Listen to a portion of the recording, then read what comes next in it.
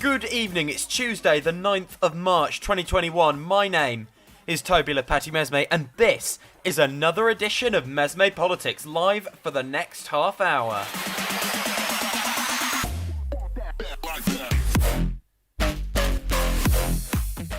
Coming up today, Richard Tice, the new leader of the British right. New leader of Reform UK. Also, Biden's joint address to Congress, his first State of the Union. When the hell is it happening? But first, can Meghan and Harry really bring down the monarchy? And also, Piers Morgan's been sacked. This is going to be a fun 10 minutes.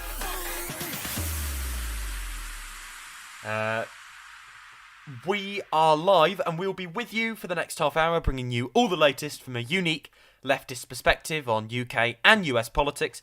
You can get in touch in the chat throughout, or indeed email me, tobyjoshua2004@gmail.com. Thank you for joining us. So let's hear some highlights from ITV last night. Key moments from the Harry and Meghan Oprah interview. Were you silent or were you silenced?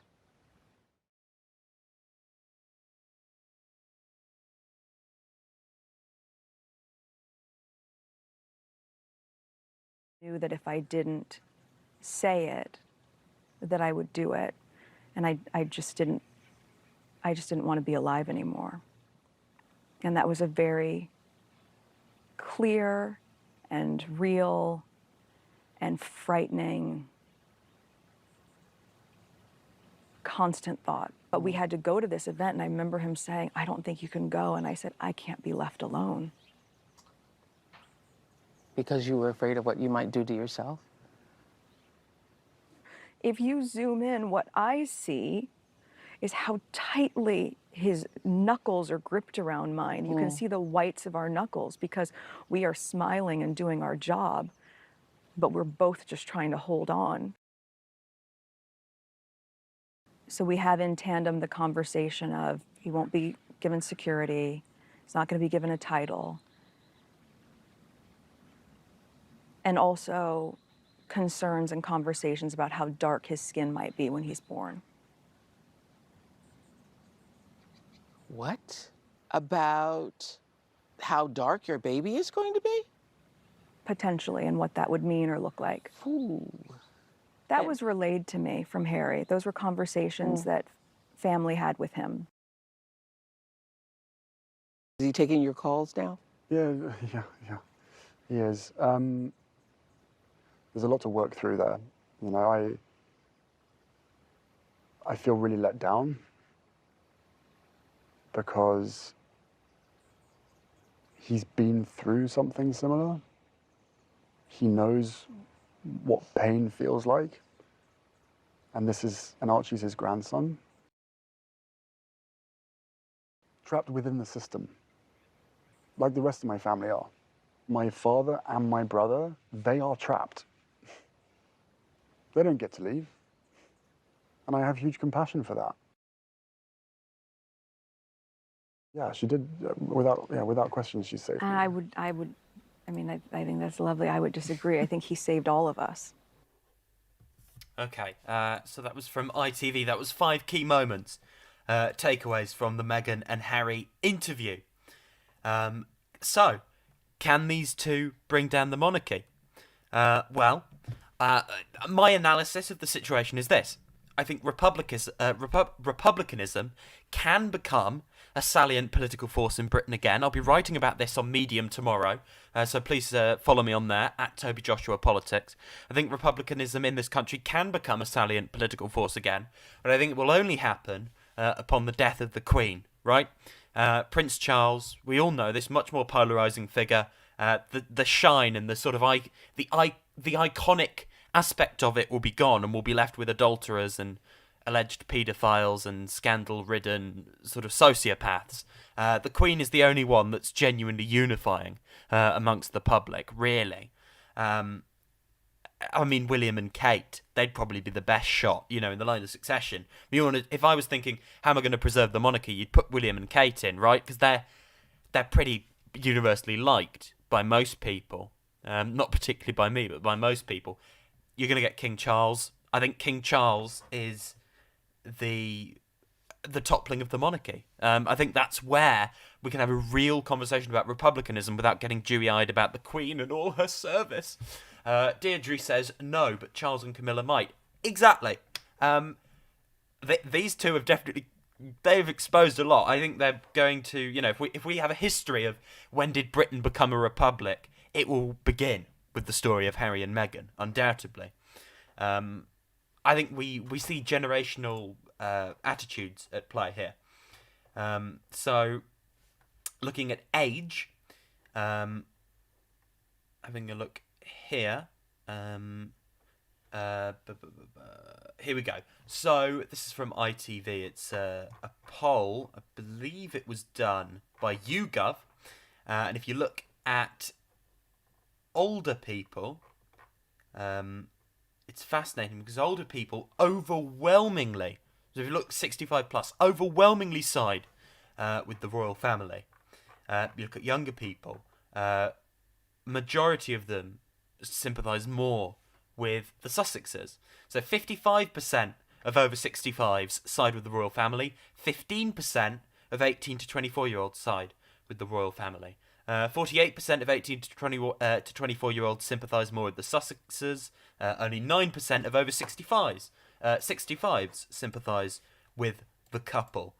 So there is a generational divide at play. I think it goes hand in hand with attitudes to, basic humanity and emotions, right? We're more open, we're more real, and the monarchy is seeming more and more bizarre and antiquated to people of our generation. We've seen a lot of claims, oh my god, the media's not racist. The media in this country is undoubtedly, it's a cesspit of racism, makes the American media look tame. Every tabloid here is Fox News on steroids. And they've whipped up bigotry for years. We are laughingstock as a result of this around the world. The arguments to keep the monarchy are weak and they're mainly debunked. Tourism's going to happen either way. We bring in far more tourism at Cheshire Zoo than we do at Buckingham Palace. And do you know what would be really great tourism? Opening it to the public once it becomes a relic of history. A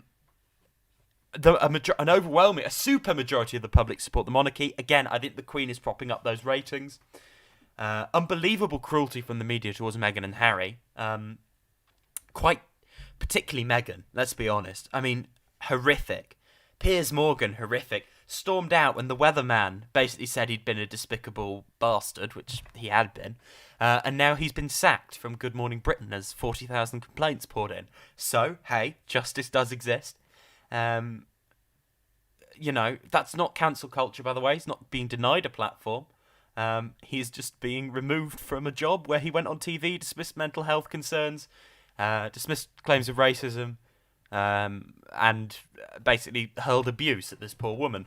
I think that's perfectly legitimate that they can get rid of him for that. If he wants to go to a right-wing media outlet and complain about it, there are plenty that'll take him. Get ready for the Piers Morgan show on Talk Radio. To remake Britain, to have any hope of remaking Britain or remoulding it for the future, we need to be a republic. I think that is completely true. We need to be citizens. We do not need to be subjects. I'm disgusted by the fact that I'm a subject. I should be a citizen of the Republic of Great Britain and Northern Ireland.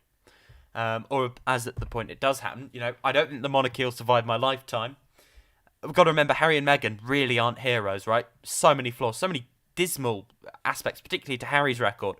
But I know where my allegiances lie, sort of in this battle. I prefer the people who are doing damage to the institution than those that are defending it. But it doesn't mean I have any great admiration for Meghan or Harry, particularly Harry. Got a very checkered history on race-related issues. I don't think it'll survive my lifetime, although by the time we would become a republic, we might be the Republic of England and Wales. Or just England, by the point it happens. Here's Diane Abbott talking about how there's no doubt the media has been racist towards the Duchess of Sussex. We even had a story criticising Meghan for having her hands in her pockets when there were photographs of the Queen with her hands in her pockets, and nothing was said about that. You have to draw conclusions from the way Meghan was systematically criticised and attacked for things which other white members of the royal family could get away with. I am talking to the head of the Society of Editors just after 9:30 this morning. He says British tabloids are not racist, that these kind of stories are not examples of bigotry, and that he wants Prince Harry to give him the evidence of racist tabloid coverage. Well, clearly this gentleman can't read. You can cite story after story when Meghan was treated quite differently from white members of the royal family. There was also a story right at the beginning, I think, when they're engaged, when they talked about her mother being, how do they say it, straight outta competent. Yeah. There was kind of gangster overtone to it. No, the man can't read. I'm not saying, of course, that every single tabloid or broadcast media journalist is racist, but there's no doubt newspapers and the media have been involved in peddling racist stereotypes, not least about Meghan. And going over here, if you want to have a listen, I mean, she's absolutely right there, as Diane Abbott. And I think we do lose the conversation here in Britain. And even our American friends actually do grasp this more. Talking about racism, let's listen to, black people living in Britain. Or the black woman, woman of colour, who is saying people are being racist, and the scores of black people in Britain who are saying they see and hear the dog whistles and see and hear this is racism. Old fat white men in the media, not great judges of what is or isn't racist. They're just not. Here's Keir Starmer's answer on the accusations. It was very good. Didn't have time to play it yesterday, but it was pretty good. As raised of race and mental health are really serious issues, and it's a reminder, I think, whether you're in East London or in Meghan's situation, that too many people still experience racism in 21st century Britain, and we have to take that very, very seriously. It's a reminder there's a lot more to do. Nobody should be prejudiced because of the colour of their skin or because of their mental health issues. We'll have to see how the institution reacts to this. It's bigger in a sense than just the royal family because, that experience of racism, I'm sad to say, is too prevalent still in 21st century Britain. And we all have to take that seriously and redouble our efforts. Let's see some more support for things like Black Lives Matter, less dismissal and, sort of accepting of white supremacist tropes on LBC. And let's see getting a grip on rabid anti-black racism in your own party, Keir Starmer. Joe Biden, President Joe Biden will spend some time promoting his COVID-19 relief package, expected to pass Congress within days, before turning to lay out his next legislative priorities. Administration officials tell NBC News, potentially pushing his first address to Congress, which is basically a State of the Union, as late as April. The logistics of the address, which is already shaping up to be one of the most delayed for a first-time president in history, are still being worked out, from the precise timing to what the event looks like. Congressional officials continue to weigh security and safety protocols involved with bringing the most senior government officials together in one indoor branch in the midst of a pandemic, and so soon after the January the 6th breach of the Capitol. An official adding, our hope is to be able to do it in the well of the House, but there are a lot of factors that go into determining whether we're able to. So, he needs to do it soon, right? We assumed it would have happened in March. We were ready. There was a week where on this show we were ready to cover it. We'll obviously do special coverage when the State of the Union happens. Still not happened. Still not done. That joint address to Congress. Which will be very interesting, of course. We'll hear Biden's priorities for the upcoming year. The first year of his presidency, basically. And be the first proper presidential thing that he does, in front of Congress. One of those big landmark events. And, of course, the Republicans will have to do a response. Choose someone to respond. Will the official opposition have Trump responding on their behalf? That'll be interesting. Trump going on primetime TV again. It's getting a bit odd that they're not doing it yet. I know there's a pandemic. I know there's all this going on. Why haven't they done it yet, though? Do they not trust, do his handlers not sort of trust letting him out of the cage and letting him do it? I don't know. That was an unfortunate phrasing. I've just there's a QAnon conspiracy theory that about Biden being kept in a prison. That's not what I was referencing. I want to really clarify that I wasn't sort of referencing that. No, all I mean is, it's really tricky, right? Whenever you say anything about Biden, it sounds like you're talking about QAnon. But the people around Biden, are they worried about letting the nearly 80-year-old president talk to Congress for an hour? I don't know, maybe not, but that's what I'm thinking. It's imminently possible. Who knows? Eminently possible. Meanwhile, in Jacobin, David Bacon says Joe Biden should roll back the US's exploitative guest worker policies. The current guest worker system prioritises agricultural growers' profits over immigrants and workers' rights. Joe Biden should seek a different way, building an immigration system based on family reunification, community stability, and immigrant workers' right to decent wages and housing. And saying here, by separating the immigration of families, in which migrants become community members and eventually citizens, from the recruitment of migrants solely for their labour power, in which they work and then leave, it's restating a goal of US immigration policy that has existed from its inception. In opposition to that goal, the civil rights movement among Mexican and Asian Americans proposed an alternative vision to guide our immigration policy, one that favoured unifying families and strengthening immigrant communities, and forced Congress to enact a law in 1965 that enshrines that vision. A high point being the Immigration and Nationality Act of 1965. In the subsequent years, US agriculture's use of migration as a labour supply programme has grown enormously under both Democratic and Republican administrations. The Trump administration, however, made the H-2A programme's growth a priority. While ending family-based migration through an emergency executive measure, it issued order after order making the H-2A guest worker programme more attractive to agribusiness. The Biden administration must decide not only which of these administrative orders it intends to revoke, but if it will pursue a different direction for US immigration policy across the board. I've said it before, I'll say it again. Exploitation of cheap labour ain't progressive. It hurts people in the country, it hurts the people coming into the country. We need an inclusive answer to this problem, a progressive, inclusive answer that takes all those things into account, lets people come and become citizens, rather than just a labour force to exploit, rather than letting the right win and be, well, the argument for this is we have to put up loads of walls and stop immigrants coming in. That's not the argument we need to make. The argument we need to make is fairness, wages, parity. If we have that, then no matter how much immigration you have, it does not damage the interests of working people it in the country, out the country. It doesn't hurt anyone, right? The only problem is when cheap labour is used to undercut wages. That's the fault of employers, not immigrants. We need a progressive answer to that. I just don't see the courage from Democrats to legislate that way. They have been wedded to many programmes that have basically just been used to exploit poor workers and basically exploit their labour to help large US corporations. And as we see there, Trump administration completely eliminated any family aspect of it, the aspect we want, and just kept, the back-breaking sort of work from a purely economic perspective. We need to see a change. Also, with Biden, right, we're going to get the American Rescue Plan passed. It's a big crossroads now in terms of, does he set out a skinny agenda? Does he set out an expansive agenda? Is it just going to be a narrow infrastructure package pandering to Republicans and big business? Is it going to be a big progressive measure, the full, green industrial revolution, infrastructure package, all the works? Because if we do that, that's obviously what we need to see. It is a big crossroads for Biden now of, done a decent thing with the American Rescue Plan. It is now go big or it is go home. Will you step up to the plate? Will you keep up with the momentum that's been built up? There's a huge amount of momentum, there's a huge amount of goodwill with the public.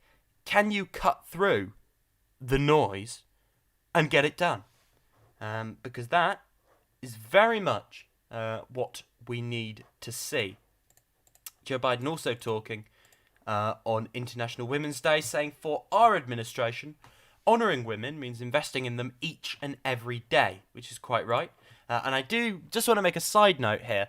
The funny thing about America is they're able to be feminists. They're far more vocally feminist than most of our politicians are here. And they're still trans-inclusive. Still. Proving once and for all, you can be a fierce advocate of women's rights and still not be a transphobe. There is no conflict there. There's not even a slight tension. The people who say there is are acting in bad faith. And the younger generations of feminists coming up very much know that. Most women in this country know that. Most feminists in this country know that. However, it is unfortunate that in the media we are dominated by anti-trans voices, which is unfortunate because it's not representative of women's opinions. The only group it's really representative of is the opinions of older men in this country, according to polling data. Also, going through Joe Biden's little video someone put up saying, "We did it, Joe," going through his promises. $2,000 stimulus check. A minimum wage of $15. Didn't happen. This is not kids being kept in cages. But it is. Money that will go out the door immediately. Still not gone out. No deportations in the first 100 days. Many deportations. Didn't put... Bold, progressive vision. Yeah. Quite good. Quite, it's just bad optics, isn't it? You say you're going to do something. The best thing to do, generally, is to do it. Or voters, they do this little thing, where they don't trust you or like you anymore. Chris Whitty here talking about why telling MPs revisiting a plan to ease lockdown would risk a surge in the virus. The modelling is just reflecting the fact that because this is such a common virus and it gets to large numbers of people, even if you have a relatively small proportion of people still remaining vulnerable, that still equates to a very large number of people overall. And that's really what this is reflecting. And I think what we're going to see is, as things are opening up, what all the modelling suggests is at some point we will get a surge in virus. And whether that happens, we hope it doesn't happen soon, but it might, for example, happen later in the summer if we open up gradually, or if there's a seasonal effect, it might happen over the next autumn and winter. But I think all the modelling suggests there is going to be a further surge, and that will find the people who either have not been vaccinated or where the vaccine's not worked. And some of them will end up in hospital, and sadly some of them will go on to die. And that's just the reality of where we are with the current vaccination. The current modelling does make a number of assumptions. I can go into those in detail as to if you're interested, but broadly that is the reason why we're expecting to see further deaths, although the ratio of cases to deaths will go right down as a result of vaccination, but not right down to zero, unfortunately. That's Chris Whitty there, the Chief Medical Officer, warning MPs revisiting the roadmap would risk a third wave of infections. That's a point I'd be inclined to agree with.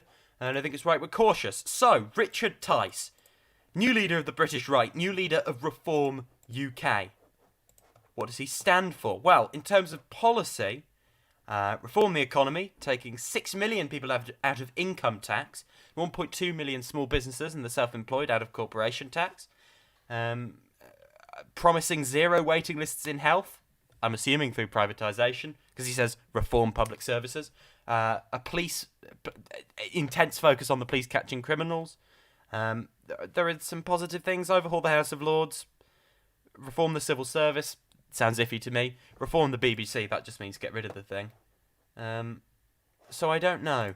We know we don't support this guy. Obviously, he's a right-wing loon. But in terms of House of Lords, proportional representation, I can get on board with that. Here he is. Low tax, high growth. It's fiscal conservatism. It's an interesting niche to go for. To his enormous contribution to our country. For over 2 decades, he played the longest, the most critical role in securing our exit from the European Union. There's no question, without his efforts, there would have been no referendum at all. And it was a real privilege to me to have helped him over the last couple of years to ensure that we left the EU. And it's a great honour that he's asked me to lead Reform UK into the future. And I know that I can count on his wise counsel, wisdom and advice going forwards in his role as Honorary President. And we must look forwards now from the horrendous 12 months that we've just endured. Reform UK is ambitious. Our country can indeed have a great future. But to achieve this goal, we are absolutely clear that the country needs real reform. And reform must happen in crucial areas. It's desperately needed so that our country is much better run, it's better managed, and it works for the people, not just the establishment and their friends. I'm talking about no-nonsense, common-sense reform. Action. Really dull, right? Really dull. just in terms of, as a speaker, not particularly inspiring. I see no waves being made, right? I don't know. I mean, what's the bloody point? I don't see a niche for this brand of politics anymore in this country, particularly. The government have gone economically populist, but socially conservative by our standards, not by America or much of the world's standards. What's the point? There is no need for a UKIP. We have a UKIP government, basically. In all essence, people aren't going to go to Richard Tice because he says we'll be a little bit more low tax now and higher growth. I mean, it's fiscal nonsense, that low tax, high growth. It sounds an awful lot like the Cameron project. That didn't pay off, did it? High taxes for those that can't afford it, low taxes for those that can, and stagnating growth and the biggest squeeze on living standards since the Napoleonic War. It doesn't work. The combination of the culture war with right-wing economics has soured somewhat, I think. I think those voters that are inclined to go that way, pretty happy with the Johnson government, and that combined with sort of populist, centre-ground, cronyist economics, as I would perhaps put it. I just don't know what the niche is. Maybe we're all wrong. Maybe Richard Tice will surprise us. I just don't see it. Action, not words. Deeds, not waffle. I believe that reform is needed in 3 crucial areas. Firstly, we must reform the way that our economy is taxed and run. We must be ambitious in seeking a high-growth, low-tax, smartly regulated, not daftly regulated economy. This is the only way to securing better wages and generating more money to invest in healthcare and other public services. Secondly, we must reform the way our public services are managed and run. They must work faster and more efficiently for us, the people, their customers. There it is. The mask slipped. Customers, right? There is clearly a very sinister right-wing agenda underneath all this. It looks pretty benign on the surface level. It's not just a culture war vehicle. It is, they want to dismantle the health service and things like that. You think I'm being hyperbolic? Look at these people's track records. That is... most Tories want to do that. But the point of this they want more privatisation in public services and things like that. Go on, ask them about it. They'll dodge the question. Meanwhile, Scottish Government expected to pass its budget plans through Holyrood. May have done it. It's doing it today after the Greens and the Lib Dems secured significant extra funding in advance of the Holyrood election. The SNP minority government requires the backing of at least one other party to successfully pass its proposals. And isn't that the example of a modern democracy, right? A modern-looking parliament, no faff, modern government, not just one party. That's what I want to see for this country, right? No royals, modern-looking parliament, none of the ceremonial nonsense, proportional representation, meaning we don't have big majority government for 5-year stretches. And we actually have to see these people working together. I think that's right. Ministers must start wargaming the next pandemic, and their plans should come independently audited to prove the UK is prepared for global health threats to come. That's according to Shadow Health Secretary, Labour's John Ashworth. He said in a speech today, attempting to refocus the blame for the catastrophic UK death toll on government failings after polls showed support for Boris Johnson surging on the back of the vaccine programme, saying we've been warned repeatedly that this is the era of pandemics. When you look at what is happening to the world with the destruction of biodiversity and environmental degradation, we are creating the conditions for pathogens to jump from animals to humans because we are destroying their habitats. We've never seen Ebola emerge from bats. Nipah fever, which has... we've seen Ebola emerge from bats. Nipah fever, which has a 70% death rate from fruit bats. We've seen Zika emerge from mosquitoes. And 3 coronavirus pandemics, SARS, MERS and CoV-2. The warnings were there. James Meadway, progressive economist, in response to this, says it's very good on the science and correctly draws the links to environmental decline and pre-existing inequalities in worsening pandemics. If public health and well-being made central to economic policy, it'd be a huge step forward from fixating on GDP and debt. And it's smart thinking. Good, detailed calls from Labour there. Smart thinking. Why can't we see stuff like that from more prominent members of the shadow cabinet? That's good from John Ashworth there. Good.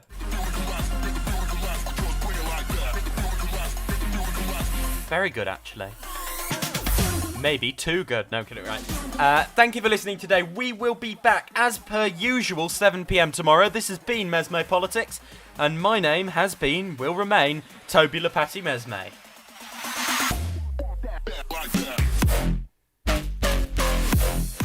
So enjoy your evening, enjoy your Wednesday, and join us tomorrow night from 7 p.m. Subscribe, turn notifications on, email us, tobyjoshua2004@gmail.com with any suggestions for stuff to talk about. You are now up to date with all the latest in UK and US politics from that unique leftist perspective you can only get right here. Thanks for supporting us, thank you for getting involved. I'll see you soon.